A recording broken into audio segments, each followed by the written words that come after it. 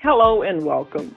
Emancipation Park Conservancy, in collaboration with Kindred Stories Bookstore, located in the heart of Houston's Third Ward, is proud to present Mr. Nikkolas Smith, archivist, children's book author, film illustrator, and movie poster designer.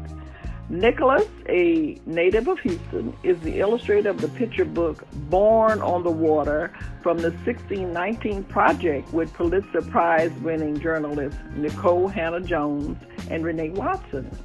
As an illustrator of color, Nikkolas is focused on creating captivating art that can spark important conversations in today's world and inspire meaningful change. Join us as we learn about the creative process behind artivism conveyed through thoughtful illustrations of the 1619 Project, Born on the Water. Without further ado, Nikkolas Smith. Hello, everybody. My name is Nikkolas Smith. Thank you so much for having me. A little bit about myself. I am an artist who is an activist that I call an artivist. And artivism is what I do. I consider it really just like looking at the world and all its broken bones and all the problems and trying to figure out how I can inspire people to make a positive change in this world. So artivism is what I've been doing for the past 10 years of my career. And, it's just, I feel like we've all, you turn on the news and you see so many problems, so many things that we wish that we could fix. And it's like a lot of times people don't have concrete solutions like I need to do this, or I want to help, but I don't know how, what can I do? And I'm just glad that my art can kind of, encourage people and steer people into the direction of, okay, you can sign your name to this petition or contact your district attorney or whatever it might be. That's kind of what my artivism is about. It's kind of like shaking people, waking them up and telling them this is how you can help solve the problem. And so apart from that, I'm also a children's book author and illustrator. I create concept art for films like Space Jam and Judas and the Black Messiah, stuff like that.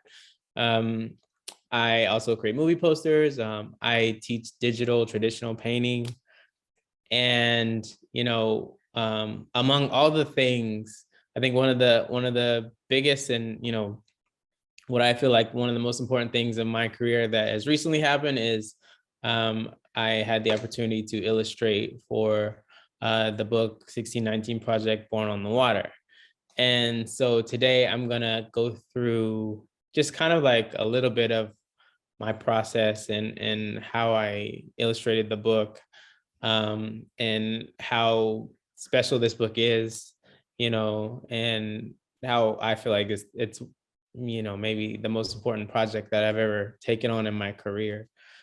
So I will jump into my Photoshop really quick and we'll go through a little tutorial. So this is the book, Born on the Water. It was a whirlwind, first of all. It was during the pandemic, so we were all just kind of like, tagging each other through screens, just piecing everything together. It was very fast. It took me maybe 2 or 3 months to finish the book.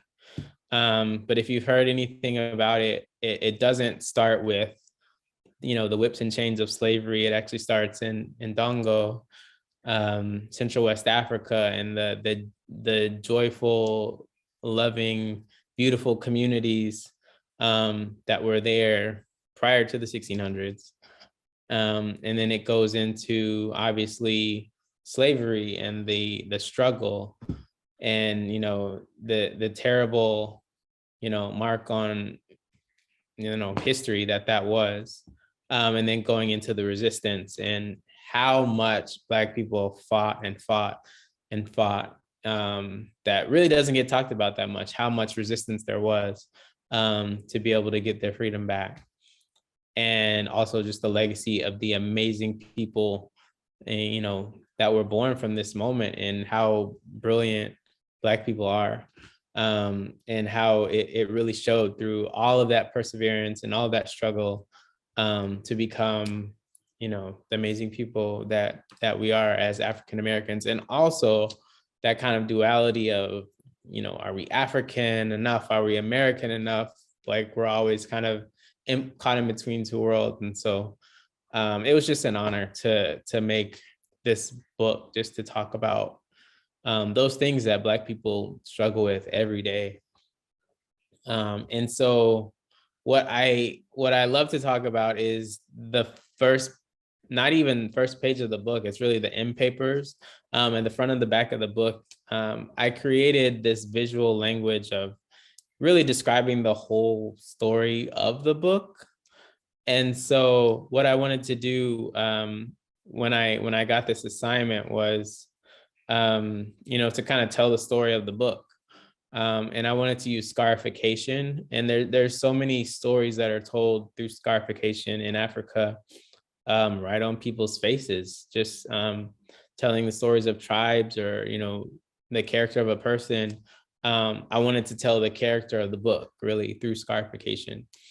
And so I was just fascinated by, you know, all of these patterns and all of these, you know, very creative designs that you'll see in pictures of scarification. And what I did was I took the book and kind of broke it down into three basic motifs that everybody could grasp, because I knew this book would be for, you know, young and old. It'll be for everybody. And so really it's the story of life, death, and rebirth. So those are the three symbols that you'll see when you open the book: life, death, and rebirth. And you'll see Africa and ships with enslaved people, and you'll see, you know, these kind of like waves that symbolize rebirth and patriotism and all these things. And it really tells the whole story right there. So that's like one of the pages that I love the most out of the whole book. And the other thing that I did was I looked at a lot of reference, a ton of reference images. When I grew up, you know, I would see all these African masks on the wall. And as I'm doing research for this book, I realized, oh, that's a Chokwe mask, or, you know, this is from Cameroon, or this, you know, Ghana, or, you know, things like that. And I'm realizing there's a tribe and there's a culture and a community connected to each one of these carvings. And so Benin has some super interesting cultural dances, and even the way that they mourn, the way that they celebrate. I love kind of diving into the research of what they did in their community. And so there's this spread in the book there's a poem called "And They Danced," and it's so joyful. And I feel like it really goes back to like the roots of like Black joy that we always talk about. And I felt like this kind of, the tribal dance was just a beautiful piece of reference to go back on, and really like kind of fit this whole spread into that kind of vibe. So you'll see a lot of this in the piece. And also, I just wanted to say really quick that I do a lot of art of superheroes, and I consider all the young folks who are reading this book and just reading books about, you know, who they are and where they came from, as those kids are my superheroes. So if you are reading this book, thank you, and you're amazing. And I'm gonna show you a little bit about how I made the spread called "And They Dance." So here we go. This was the scenery that I wanted to start with, and it's very lush, very green. You'll see mountain range in the back, waterfalls, a lot that you don't typically see in terms of like what Africa is supposed to be, it's supposed to look like, you know, the images that we've been bombarded with our whole lives, you know, about what Africa is. Africa is a very beautiful place. So the first thing I wanted to do, and this spread was kind of just showed that beautiful African landscape. And I'll say initially I did a quick sketch of like, I know that there's going to be some dancers in here, some people playing some instruments. And I literally this was the sketch pretty much, kind of rough draft that I sent to the team, to Nicole and Renee. And I said, what do you think about this?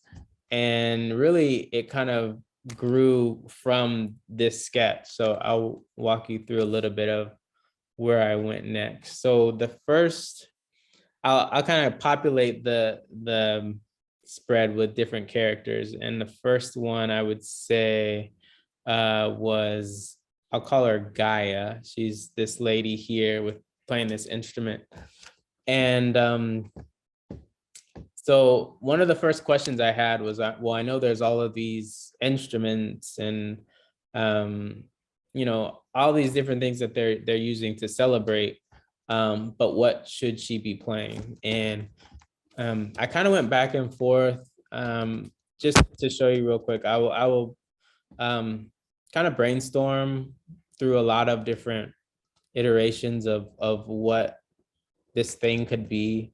And I was thinking at one point, there's I'll do a sketch that I was thinking of at first, which is like this giant ancient horn.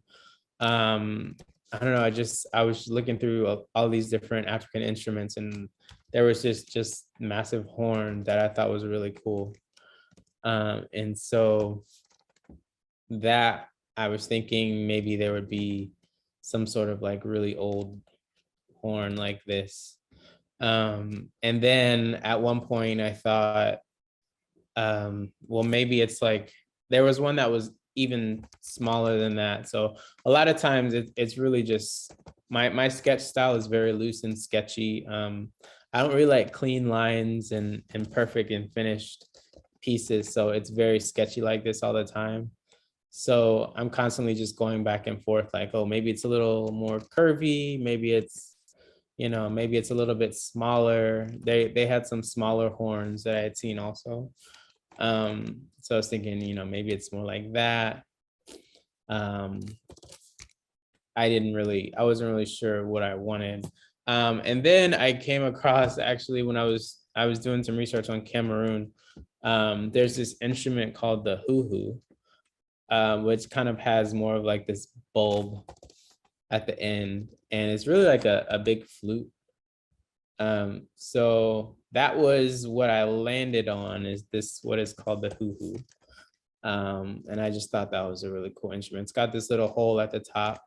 So I had some lines kind of like going out from the hole to show that, she's like spreading all this beautiful sound around. And so it's a lot of that for me. Even just figuring out like, okay, like what kind of jewelry. I'll do some quick sketches on like what kind of adornment to add to the clothing, things like that. This is really like what I ended up with for the jewelry. They have these really cool kind of like headband beads in the hair and on the neck. And I was thinking about doing some more like stuff on the arm and things like that. But I kind of just went with, we'll just stick with the headbands and the beads. There's some on the body as well. And let's see, there's just so many. At one point I was looking at different color variations, but I kind of went with the more golden orange. And then there's this kid Mercy, and if you've seen videos of kids in Africa dancing, like it's just one of the most infectious things. And like I was just trying to capture that joy of like an African kid just having a good time dancing. And then there's one of the main drummers here. And then there's so many different types of dances, and I couldn't really incorporate everything. But if you look closely, you'll see like there's so many people in the background dancing. There's these two guys on the side who are doing this kind of capoeira kind of fight dance type thing, flipping on the side. I just wanted to throw it all in there, really. And also a drummer here on the side. And so once I got to that stage, I felt like this is pretty good. It's pretty populated. I even threw in a mask similar to the ones that I had on the wall growing up on his head. And yeah, just started adding a bunch of layers of sunlight, and just to make it warm, I usually create an overlay layer, and I'll just do like a gradient and just like kind of brush in a bunch of, you know, golden, you know, golden gradients to give it some warmth. And essentially that's how it all came together. This is the final piece right here. And you'll see there's like all the little details are in there. I have this brush that I call dry brush that I use in Photoshop, which it's my favorite brush. It like, you know, I can do anything with this dry brush, and pretty much use that for the whole book. And it's just got this nice texture, and it makes it feel really like an oil painting or something that I've scraped on canvas. Because like I said, I don't really like clean, sharp edges, and I don't want my art to feel digital. And so I use this brush all the time. And that's the final piece for that. And I have a lot more that I'm sure are on some videos, you know, on YouTube and other places. So thanks for checking out the demo that I have. I guess we can go into some Q&A, and let's get into some more questions about the book. So I guess I'll start just way back. When did I, you know that I wanted to be an artist? Well, growing up in Houston, I was just always making art, always sketching. You know, I would collect the comic cards of like X-Men, and then try to recreate the cards. Just always drawing cartoon characters and stuff like that. And, you know, also there's always art on the walls. My mom always had like all these like Norman Rockwell paintings, and my parents would bring home like literally artifacts from Africa, coming back from Africa and bringing artifacts. So there was always art everywhere. And, you know, I wasn't the type of kid to say like, I want to be an artist when I grow up. I didn't really know what I wanted to do. I ended up going to Hampton University and studying architecture. So I have a Master of Architecture degree. And I just, you know, after years of doing theme park design here in California, making magical castles and stuff like that, I realized, you know, like I should be doing art. That is my passion. And so it took me like maybe, I don't know, 30 years to realize that art is my passion. That's what I should be doing every day. So at this point, it's only been a couple of years, actually, 2 years, 3 years now, maybe, that I've been doing art full time. And, you know, along that journey of doing architecture, I would go home nights and weekends and just make art. And I keep, you know, looking at what's happening in the world, and just making more art. And that's when it became like more of an artivism than just art, because there was injustice that was going on that I would see all the time. And I would just like try to figure out how can I, you know, use my art to speak to these issues and hopefully motivate people to make a positive change. And so that's how really the artivism thing unfolded for me. And it just kept going and growing. And yeah, a couple of years ago, I decided, I was working at Disney. I was deciding, I've been here for 11 years. I think it's time to, become a full-time illustrator and artist, and just work for myself. And so that's what I do now.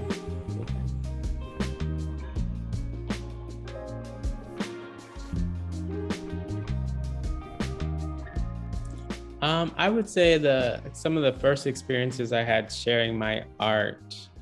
I remember when I was in elementary school, there was an assignment where everybody had like half of an image, like mine was like half of a truck, and I had to draw the other half, and it came out really good. And that's when I realized, like, oh, I think I'm pretty good at this art thing. But I always tell young folks, like, everybody's creative, even older folks, like everybody is creative. You all have creativity in you. And I just encourage everybody to keep drawing, because a lot of people stop drawing after a while because people will say, oh, that doesn't look that great or whatever. But I think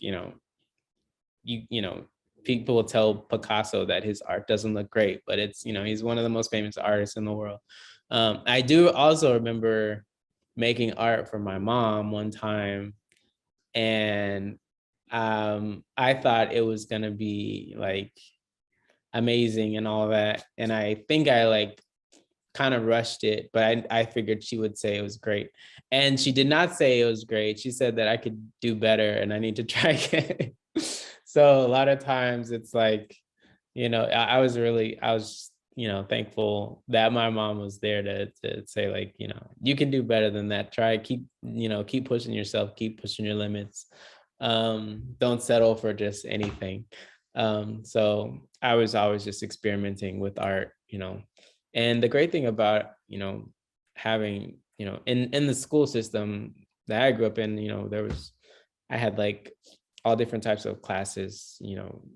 There was like, we made clay, and we did like imprints and stamping and, painting, sketching, digital, all of that. So it was a little bit of everything. But yeah, I just tell people all the time, like, don't worry about it being perfect.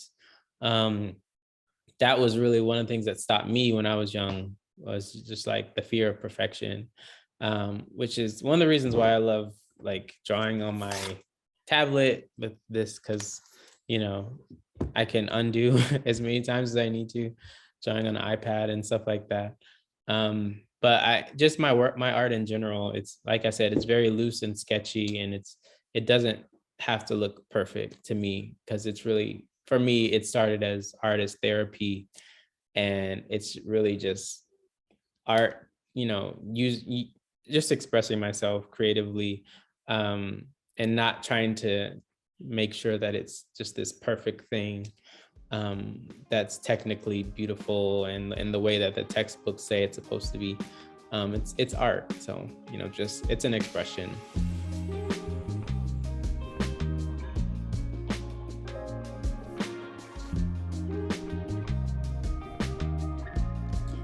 Oh wow, working with Nicole and Renee on just like, they have such amazing words that they crafted, like in poetry even, for this, and just to be able to read those poems before I had anything, it kind of put me in the right frame of mind. And then what I did was I just said, I'm going to read it, internalize it, and then send it to them, and figure out if it's a match. And really, like, the cover that you see of the book, that the initial sketch is really close to that. I mean, it was, it's a little more refined for the final version, but it's pretty much that. And that was the first thing I did. I sent it to them, and they said, like, this is great. Like, this is gonna work out. And everything was pretty smooth from that point on. We really clicked from the beginning. But it was just so cool to see how, especially how they kind of framed the story around this young girl, and just the it was like a fearless just set of poems that really, it didn't like hold anything back. And for me, that was great because I didn't hold anything back in the way that I drew it, and in my drawing style, the way that I wanted to kind of like let everybody see how horrible this was, what was done to Black people. Just to be honest, to say like this is what happened in history. And I think that's one of the most important things for young folks to really understand, is that like your ancestors went through a lot, for you to eventually be here doing what you're doing right now. And there's so many stories of resistance, so many stories of ingenuity and genius, and really just want the kids to understand, like, these people weren't just taken because they needed, because colonizers needed workers. Like, they were taken because they were brilliant, and they were great at designing cities. They were great at agriculture. They were great at developing entire countries, and that's what they did. They really built America, sadly against their will, but they built this place. And that's part of the point of pride, to just to remember that, like, your ancestors were great. And if it wasn't for their perseverance and their fight, none of us would be here, alive today, doing what we do. And so just really, I always tell people, like, I feel like this book is one of the most patriotic books, also because it really shows that the Black people that came here in the 1600s, they really are the founding fathers, founding mothers, fathers of this country, who really stood for justice for all, and really stood for what the Constitution talks about, and true democracy. And that's beautiful. And so just to always remember that, and just always know that you come from a great and strong and brilliant people.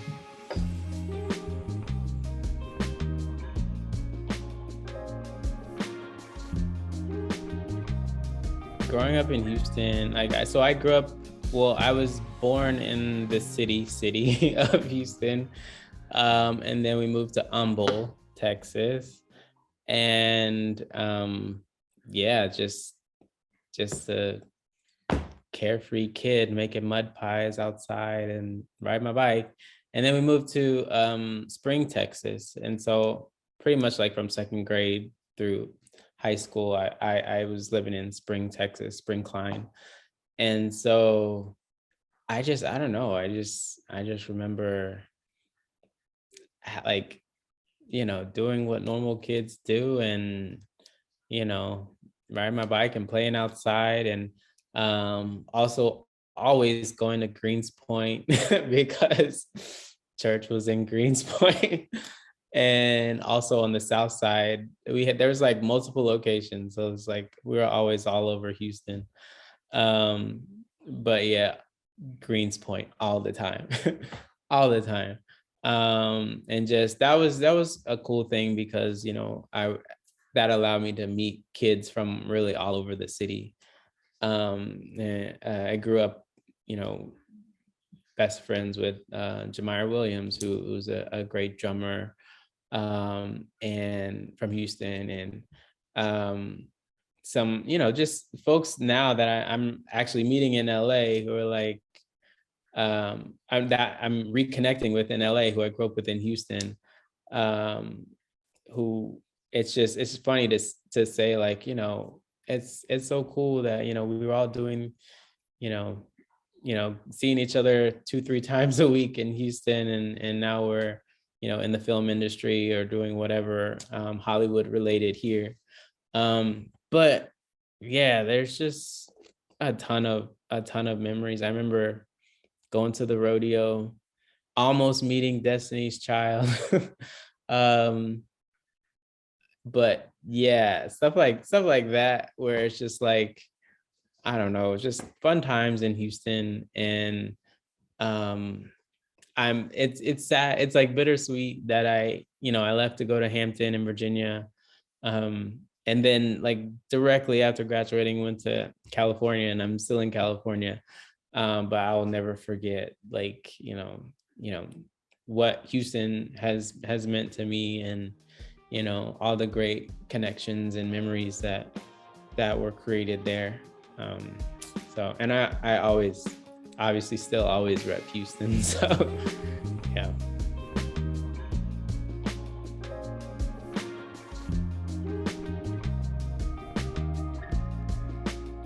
I'll just say stay creative,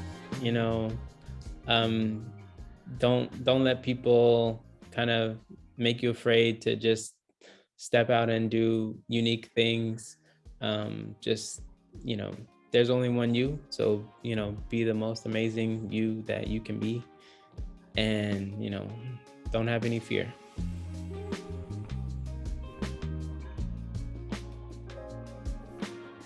We hope you enjoyed this intimate behind-the-scenes chat with artivist and illustrator Nikkolas Smith. We would like to thank the Emancipation Park Conservancy for partnering with Kindred Stories to bring engaging literary programming to students in the Third Ward and students and children all over Houston, Texas. Kindred Stories is a bookstore committed to amplifying the voices of Black authors and artisans. Please come spend time with us at our store located at 2304 Stewart Street in Houston, Texas.